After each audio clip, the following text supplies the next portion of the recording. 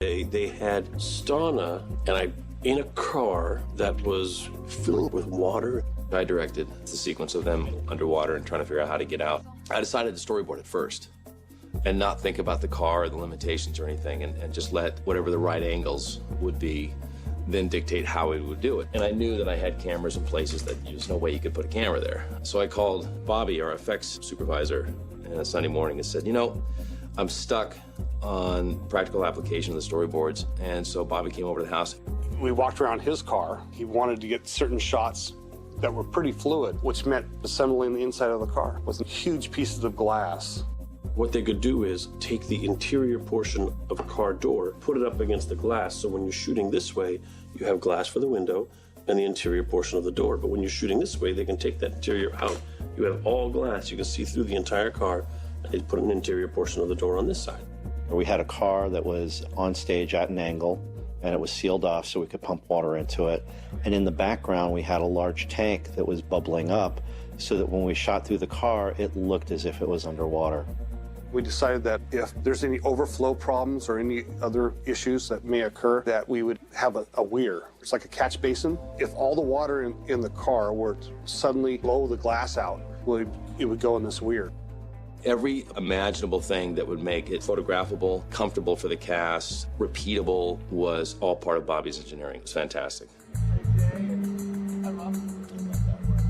As a first AD, I'm in charge of safety. So I held a safety meeting so that everybody would be in sync as far as what was to be expected, and there would be no surprises. We get kind of used to the idea of just being able to plug in our own stuff wherever. We should always consult Dennis or his electrical, the set lighting team, as to where we can actually get power for different things that we'll need off the set. Filling a car up with water and having it come up on you, and it's a distraction. So the rehearsal process is important so that you at least know your job before you go into this very distracting situation. Okay, so I'm going to do the first one as you, so I can show you in terms of where you're looking. I blocked out the sequence on a couple of apple boxes outside the car. I played Nathan, and I just took him through all the beats once. Okay, help me look for it. Go. Help me look for it. Castle, I'm stuck. What do you mean you're stuck? I mean, my belt is jammed. He watched me after they did a dry rehearsal on the apple boxes. I put them in the car. And action!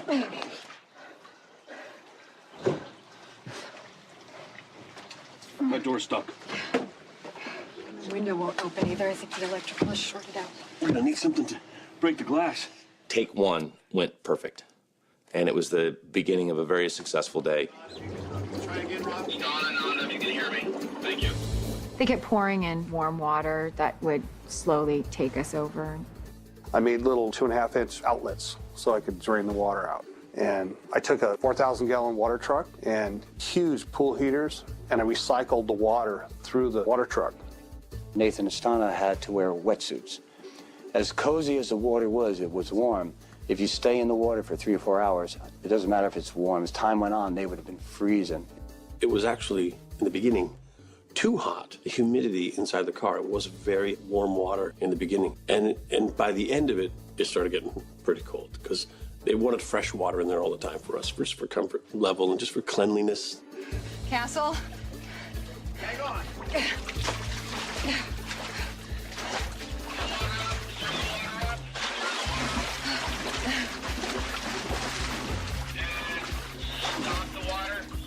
I'm the kind of main communicator on the set, and so I tried to let them know how far, the water was going to go up each time, and we worked out a hand signals for safety.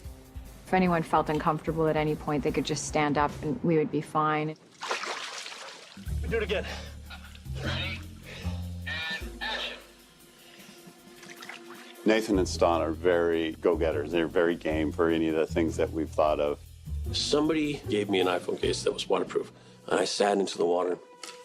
And when the water was coming up, I think I was continually going under and going under. I pulled out my phone. I said, hang on, I'm calling my agent. Bastidores. And you could see the lights on the phone, so it looked very real. People were all very concerned. Do you want me to take that? Do you want me to take that? How am I going to play Words with Friends if you take this? What Rob Bowman and I decided to do was shoot up to a certain point, the water rising to a certain point from as many angles as we